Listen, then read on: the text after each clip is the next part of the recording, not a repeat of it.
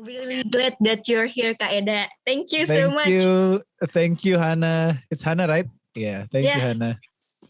Okay, everybody. To help. I'm glad you're here. Oke, Eda. Pertama-tama kita mau ngucapin terima kasih ya. We would like to say thank you karena udah menyempatkan waktunya buat bisa masuk ke dalam Zoom meeting kita hari ini di tanggal yang sangat cantik ya. Di tanggal 22/02/2022. Yeah, we really appreciate it, man. Oke, sedikit introduksi buat para penonton. Bintang tamu kita hari ini adalah Narendra Pawaka atau yang kerap disapa Eda. Lahir di Jakarta 3 Maret 1991. Saat ini beliau bekerja sebagai seorang penyiar radio di Prambors FM. Beliau juga merupakan salah satu musisi dari grup band Dead Bachelors dan juga salah satu MC di acara televisi di Academy. Selain Eda, Dead Bachelors sendiri memiliki anggota lain yang tidak kalah keren, yaitu Mario Pratama. Bila disatukan, mereka berdua adalah duo bujang. Eda, kamu yakin masih bisa dipanggil duo bujang? Saya tidak sepenuhnya yakin, Ero, karena saya sudah tidak bujang. Itu dia itu. Mario, kapan nikahnya? Udah nikah atau belum? Mario sekarang lagi mencoba niat baiknya di Bandung, bertemu jodoh di Bandung, semoga on the way menyusul gue. But then now that you mention it, betul, Dua Bujang adalah podcast yang gue sama Mario punya sejak tahun 2014 sampai sekarang. Yes. Oke, berbicara mengenai Dua Bujang dan Dead Bachelors, kali ini kita akan fokus kepada kehidupan bermusik yang dijalani oleh Eda sendiri dan bagaimana cara Eda menghadapinya bersamaan dengan kehidupan keluarganya. Oh yeah, by the way, Eda, we just wanted to say congratulations on your brand new EP, man. Your favorite songs, right? We really enjoyed listening to that. Title. Yes. Yes, dan Ero hari ini pakai t-shirtnya. Thank you for wearing the merch. I'm going all out. We are going all out today. Yes. Okay, so before we start, we would like to send our prayers to our currently sick team member, Kevin Imron. Semoga dia bisa kembali pulih dari sakit tipesnya dan kembali beraktivitas. Amin. Okay, so each of us is going to ask like 3 questions. Siapa yang di sini kira-kira mau nanya duluan? Alright, I'm really interested in you.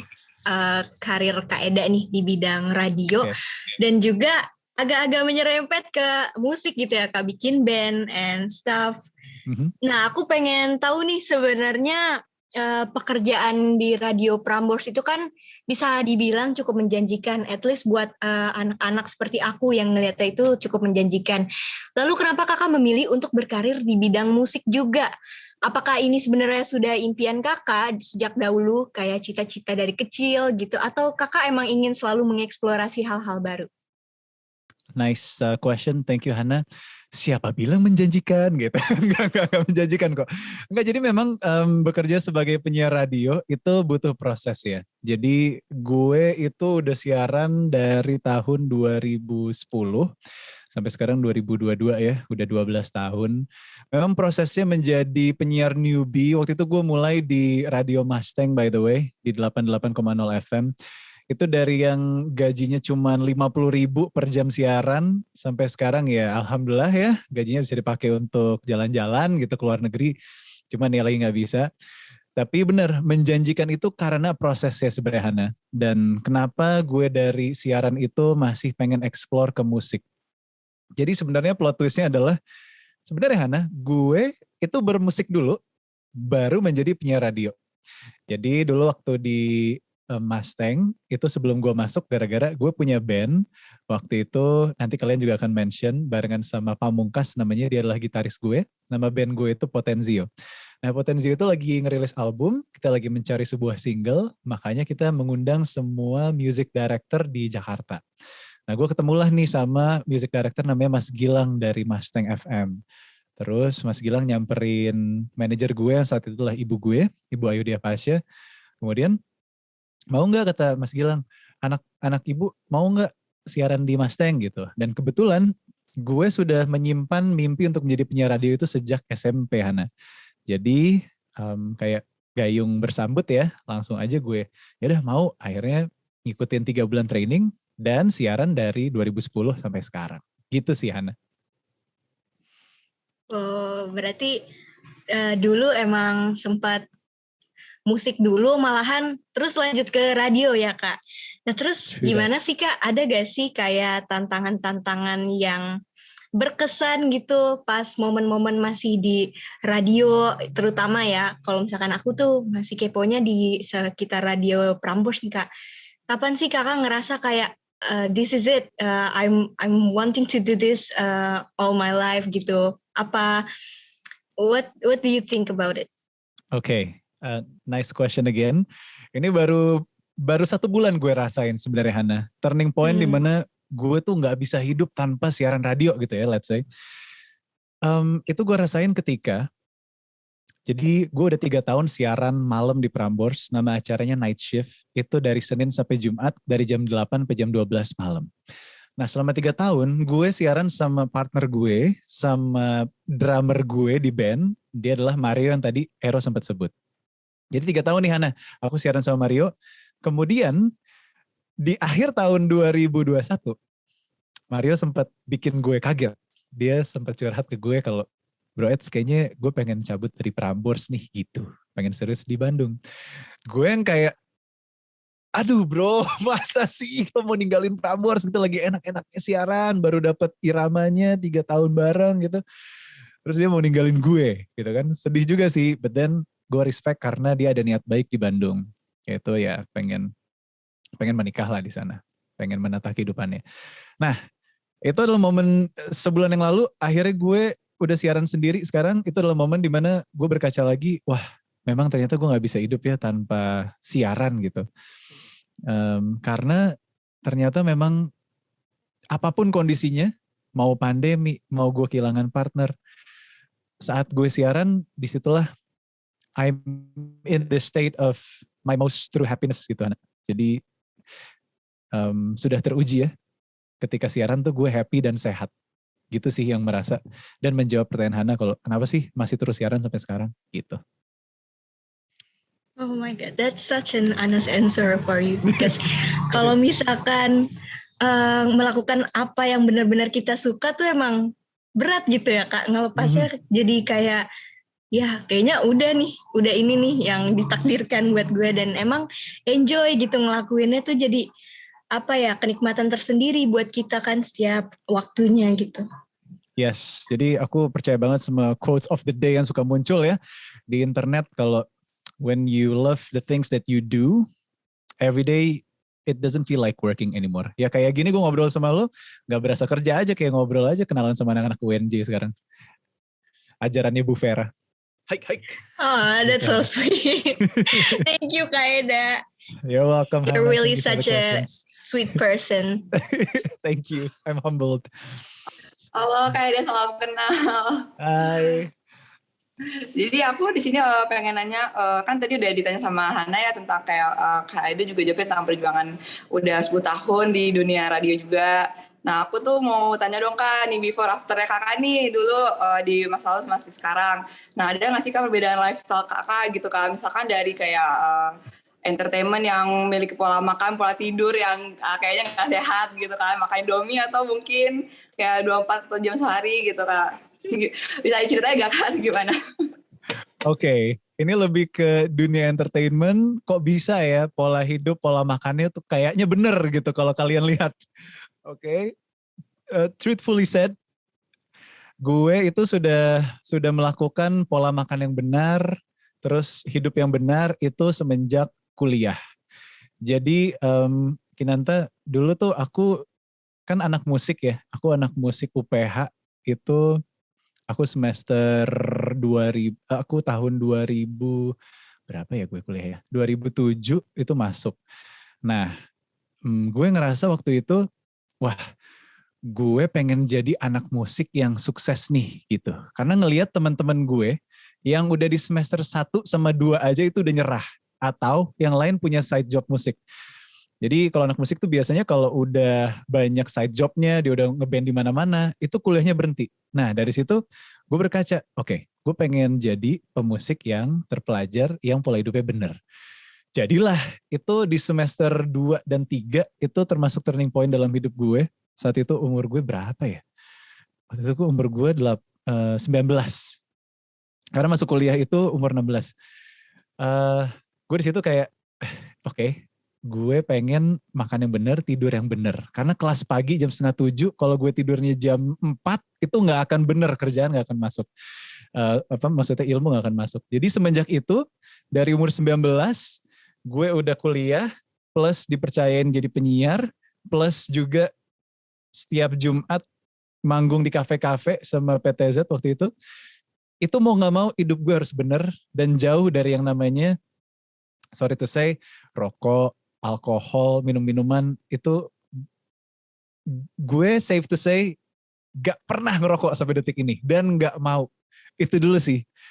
Jadi buat teman-teman yang lagi dengerin ini, kalau misalnya lo belum pernah ngerokok and you think that smoking is cool, no, it doesn't. Jangan nyoba deh gitu ya. Jangan nyoba hal-hal itu.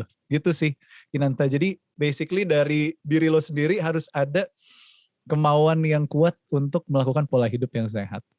Gitu, Kinan. Kak Aida dulu gak ada tugas yang sampai deadline-nya kayak wajar gitu. Tiba-tiba Kak Aida harus begadang kan. Kayak kemarin kita kan di anak WJ gitu. Ada tugas yang kita harus ngerjain sampai jam 4 pagi. Jadi kita gak bisa tidur gitu. Kak Aida pernah gak tuh ada tugas-tugas gitu tuh gimana Kak? Makasih lo udah diingetin ya. Dulu tuh tugas anak musik sound design itu super berat. Jadi tugas kita adalah nge-scoring satu film animasi. Nah, mungkin karena musisi juga, jadi kerjaannya tuh terbiasa untuk soliter di studio sendiri sampai pagi. Nah, aku tuh sampai dulu sama manajer bandku, kayaknya lu, sorry to say, kayak lu ngobat deh. Kok lu bisa sih kuat banget? Enggak bro, gue tuh vitamin sama aku sering banget power nap. Jadi 20 menit tidur, 20 menit tidur. Karena benar kata kamu Kinan, aku juga ngerjain scoring tuh sampai jam 4 pagi di kampus saat itu. Cuman ya, kelas jam 6 aku tidur di studio, terus bangun lagi. Nanti siangnya aku sempetin untuk power nap. Yang lain pada ngobrol, nongkrong, aku tidur power nap gitu. Jadi aku tahu, aku nggak bisa nih nongkrong, ngobrol sama teman-teman seperti pada umumnya. Karena aku ngejalanin 3 kehidupan. Jadi mahasiswa, jadi musisi, jadi penyiar. Aku nggak bisa. Jadi aku melimitasi diriku sendiri. Walaupun memang kata anak-anak, lu kuliah kayaknya nggak berguna sama lu deh. Karena lu in and out orangnya. Masuk kelas, cabut. Masuk kelas, cabut. Tapi ya udah, this is my way. Gue tahu cara yang membuat gue sehat seperti apa gitu, Kinan. Jadi benar-benar memanfaatkan waktu banget sebaik-baiknya ya kayak jangan sampai kayak ada yang terbang sia-sia gitu. Itu betul. Sama jangan FOMO sama teman-teman ngomong apa, ya udahlah. Iya. Sehat gitu, Kinan. Oke Kak, next question aku ada ini pertanyaan kayak gimana sih Kakak ngelihat diri Kakak sendiri 5 tahun ke depannya, atau mungkin Kakak ada interest yang lain Kak, mau coba yang lain Kak, atau emang tetap mau fokus di sini gitu. Gimana Kakak melihat diri Kakak tuh di 5 tahun ke depan gitu Kak? Wow, pertanyaan bagus. Pertanyaan HRD nih ya. Gue safe to say nih, waktu itu pernah ngobrol juga sama ibu. Aku sempat nanya, ibu Ayudhya Pasha kan memang dia itu udah dari tahun 97 selalu melakukan passionnya yaitu film. Beliau adalah pemain sinetron, pemain film, aktris ya. Gue sempat nanya ke ibu, ibu tuh mau main film sampai kapan sih? Karena aku lihat ibu kelahiran 64 sampai sekarang 2022 masih sibuk untuk syuting. Yang kerjanya lebih parah dari gue, Kinan. Kalau gue sebagai penyiar, pekerjaan gue on time. Jam 8 sampai jam 12 tuh selesai. Kalau ibu bisa jam 5 pagi datang ke lokasi, jam 5 pagi besoknya baru kelar. Nah aku nanya ke ibu sampai kapan sih mau begini gitu? Ya ini ibu udah passionnya di sini Kak. Jadi ketika ibu syuting, ngerjain film, itu nggak kerasa kayak kerja. Ibu happy ngerjainnya. Terus kalau ditanya sama Kinan sampai kapan, 5 tahun ke depan mau ngapain ya? Gue masih akan tetap siaran selama gue masih mampu, Kinan. Dan dalam musik pun, karena gue juga udah bilang sama ibu, kalau dari umur 16 gue pengen jadi musisi. Sampai saat ini gue tahun ini akan menginjak umur 31, gue akan tetap melakukan itu. Gitu sih Kinan, safe to say. Makasih lo udah ngingetin, semoga ini bisa menjadi I gotta practice what I preach ya 5 tahun ke depan, kita lihat. Ya sih Kak, aku juga kalau misalkan biasanya kalau di kampus tuh aku juga sebenarnya pengen banget gitu kan, nanti lulus tuh pengen langsung masuk di dunia bisnis gitu kan. Cuman aku kayak nggak kayak Kak Aida gitu kan. Kalau Kak Aida kan take time buat tidur gitu. Kalau aku emang masih ke bawah sama nongkrong gitu jadi kayak udah tidur pagi, kuliah nongkrong kayak gitu. Pokoknya takarannya adalah as long as it is lebih banyak manfaatnya buat lo, Kinan, dibandingkan kerugiannya lo lakuin. Apalagi bisnis, kalau lo pengen into marketing ya harus cari link dan connection gitu kan. Thank you. Iya benar banget. Hai Intan. Halo Kak Eda, apa kabar? Baik hari ini. Oke Kak Eda, mungkin tadi udah dibahas nih sama Kinan dan Hana mengenai karir nih juga life karir Kak Eda sendiri nih. Nah, aku ini lebih ke menitik beratkan pada keharmonisan keluarga Kak Eda, yang mana lebih spesifik Kak Eda juga bukan lagi lajang ya, tetapi juga sudah memiliki istri ibaratnya. Nah, pertanyaanku itu bagaimana sih cara Kak Eda memanajemen suatu hal antara hal pribadi dengan bermusik, sehingga dapat mempertahankan eksistensi keharmonisan keluarga sekaligus mengembangkan diri nih dalam dunia permusikan. Nice question, Intan. Jawabannya adalah detox digital. Aku tidak main sosmed. Bercanda. Jadi pas tadi aku baca question Intan, terus tiba-tiba first impression aku, oh mungkin gue bisa melimitasi kehidupan pribadi gue sama kehidupan entertainment gue. Itu salah satunya adalah tidak bermain sosial media. Nggak tahu tiba-tiba yang keluar adalah itu. But then ini pertanyaan yang cukup deg-degan sih buat gue jawab karena jarang dibahas gitu. Jadi as all you guys know, gue tuh umurnya udah mau 2 tahun di pernikahan gue. Nanti 7 Maret besok nih umurnya 2 tahun. Dan salah satu cara buat gue melimitasi antara kehidupan personal dan juga kehidupan entertainment adalah barrier-nya harus tahu yang mana yang boleh untuk dilakukan saat di dunia entertainment sama yang mana yang boleh dilakukan, yang mana yang boleh di-share kehidupan personalnya gitu. Misalnya kebetulan pasangan gue namanya Twinda, dia juga adalah seorang dokter yang pernah menggeluti dunia entertainment. Jadi tahu 11-12-nya kerja entertainment itu seperti apa. Jadi aku banyak ngobrol sama Twinda.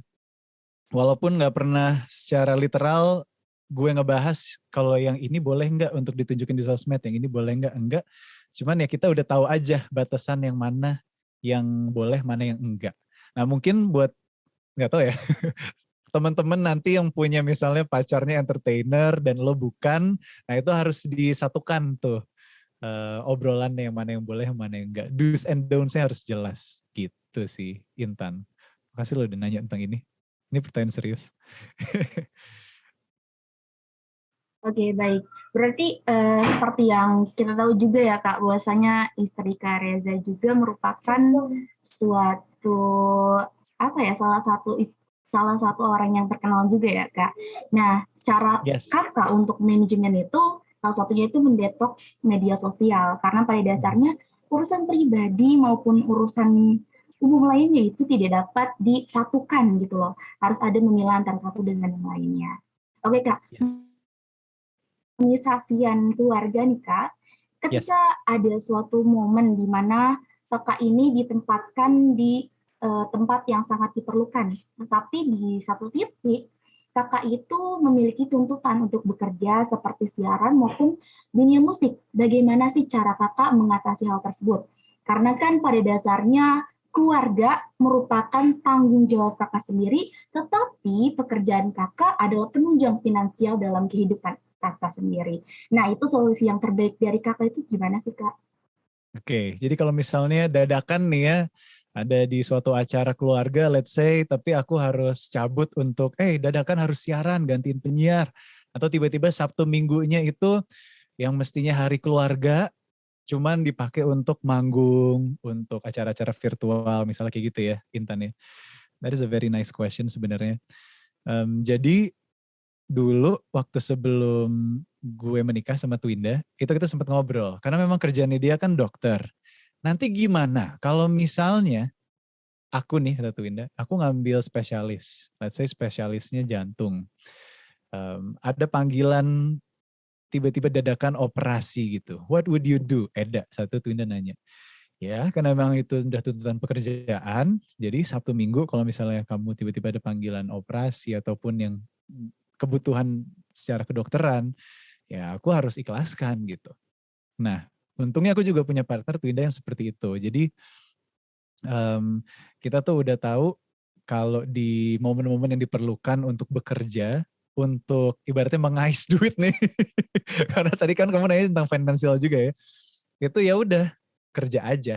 Toh kerjaannya kamu suka dan jangan sampai setengah hati untuk mengerjakannya. Kalau misalnya udah ada jadwal sama keluarga dan ngelakuin kerjaan itu setengah hati, ya udah tolak secara sopan gitu. Gitu sih kalau obrolan aku sama pasangan aku, Twinda, Intan. Oke, berarti tips dari Kak Eda sendiri ada lagi nih, bahwasanya kita dalam memilih pasangan juga harus sefrekuensi ya Kak. Jadi kalau misalnya satu orang dengan satu orang lain yang berbeda frekuensi, akan menimbulkan suatu perpecahan atau konflik baru. Nah makanya dari ini, istrinya Kak Eda juga memiliki frekuensi yang sama dengan Kak Eda, seperti itu. Mungkin bisa dilanjut nih sama Gunung mengenai pertanyaan selanjutnya. Wah, oke. Makasih banyak ya Kak Eda untuk jawabannya. Makasih Intan sudah menyimpulkan, bagus banget. Oke, Eda, first of all, I want to talk about your brand new EP. Your favorite songs, Honey Star. Oke, this week ada video klip yang keluar di channel YouTube Divi yang isinya itu video klip dari single Honey Star. Nah, di situ Kak Eda saya lihat lagi ngangkat sampah gitu kan, ngumpulin sampah bareng Mario di pantai, bahkan di kebun juga ada. Ada juga beberapa klip dari live gig-nya ini ya, DB di Sababai kemarin. Yes, betul. Nah, sebenarnya yang aku pengen tanya di sini tuh konsep dari video yang Kak Eda sama Kak Mario buat itu apa sih? Konsepnya adalah konsep tanpa konsep, Ero.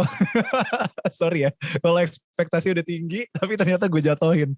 Cuman memang gue tuh sama Mario kan memang udah ibaratnya best buddies lah, besties gitu. Kalau kata anak-anak Jaksel, besties. Jadi itu awalnya, jadi gue sama Mario tuh sempat main di winery namanya Sababai di Bali. Kampung halaman kita ya, Roy ya. Kita anak Bali. Waktu itu berangkatnya 21 November sampai 25 November 2021. Nah, di situ salah satu jadwalnya adalah, yuk, kata si Mario nih yang selalu mencanangkan sebuah ide yang brilian. Yuk kita konten yuk di salah satu pantai di Bali, kita cari aja yang dekat sama villa kita. Nah, mainlah kita jalan kaki pagi-pagi, subuh-subuh tuh, ke suatu pantai namanya Pantai Kayu Putih. Itu dekat Pantai Batu Belik.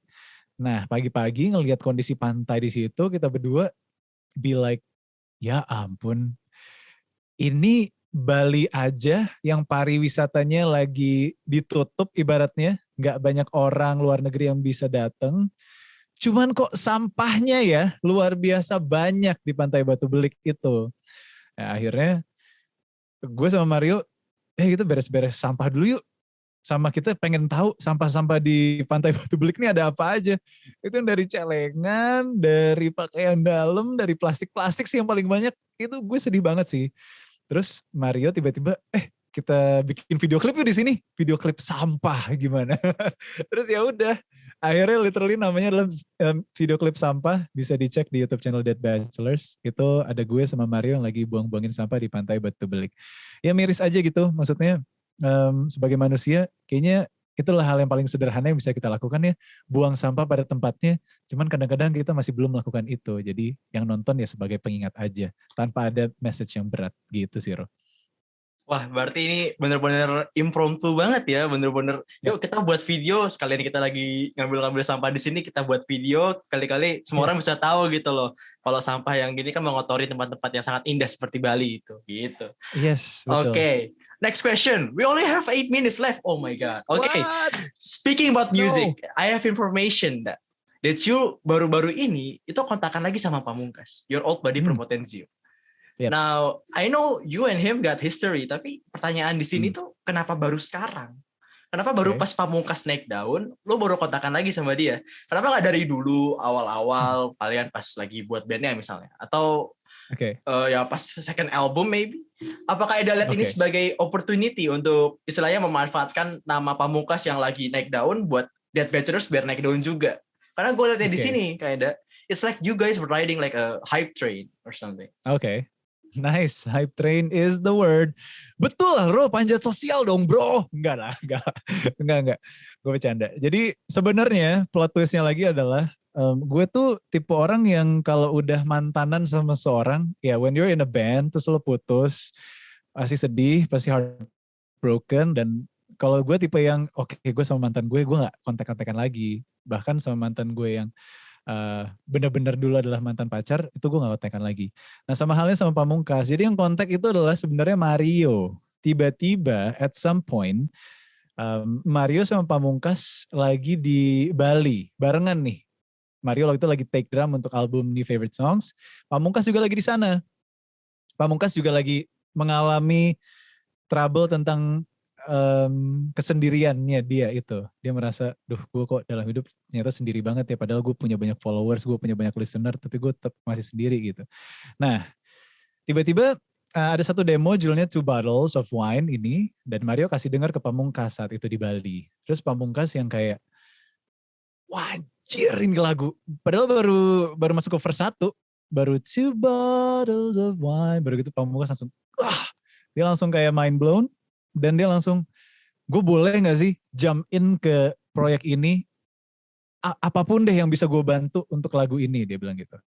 Ya udah akhirnya Mario sama Pamungkas workshop di sana tanpa gue, karena waktu itu gue di Jakarta, dan usut punya usut, lanjut punya lanjut, akhirnya itu menjadi kayak reunian gue sama Pamungkas, karena take lagu Two Bottles of Wine ini gue inget banget, itu momen-momen pas menuju Lebaran tahun lalu. Itu gue di rumah Pamungkas di daerah Bintaro.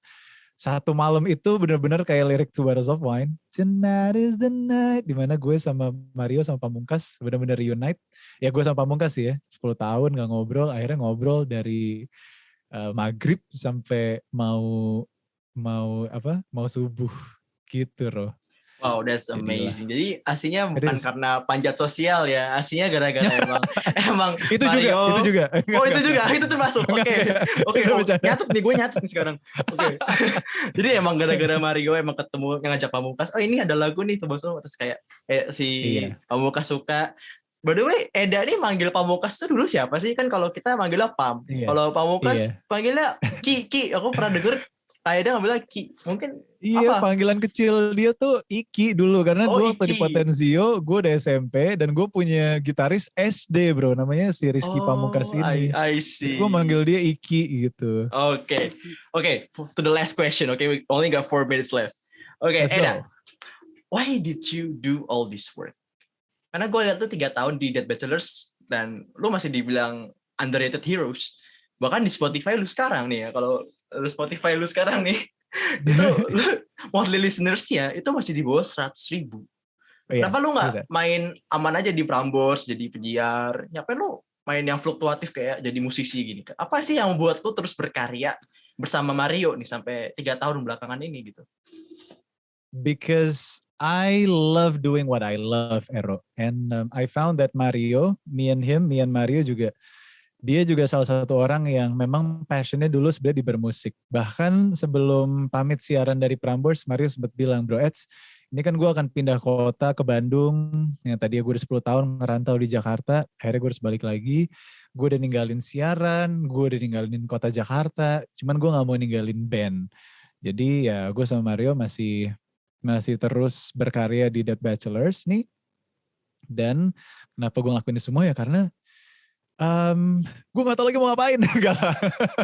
Karena gue cinta ngelakuin ini sih, Ro. Gue udah siaran dari 2010 dan I cannot imagine myself dalam a day in my life gitu gak ke studio siaran. Di depan gue ada mixer, terus gue memainkan mixer itu. Di depan gue ada mic, pakai headphone, gue ngomong ke kaula muda, ke pendengar. I cannot imagine myself not doing that sih, Ro. Dan ternyata memang bersyukurnya gue belajar musik waktu itu sound design yang memang menyuruh gue untuk berlatih sama alat-alat mixer, computer and stuff. Ternyata masih kepake juga dalam kehidupan gue sebagai penyiar. Gitu sih, Ro. Jadi I cannot live without siaran. Dan okay, juga so musik. What drives you the most is actually what you do every single day. Yes. It which is actually siaran. becomes your part of life. Gitu. That's really cool, Eda. I want to live like that. Yes, you should, someday, bro. Okay? You should try it. Okay, Eda. So we've reached the end of our journalistic interview. Okay, Eda, You are very much, thank you so much. You're very appreciated here. Mungkin Hana mau nutup. Gunung ya. Mungkin Hana mau nutup. Gunung, thank you Hana, thank you Kinanta, thank you Intan. Makasih Bu Vera untuk kelas musik jurnalistiknya. Kita butuh banyak mahasiswa sama mahasiswi seperti Gunung, Intan, Kinanta, dan Hana.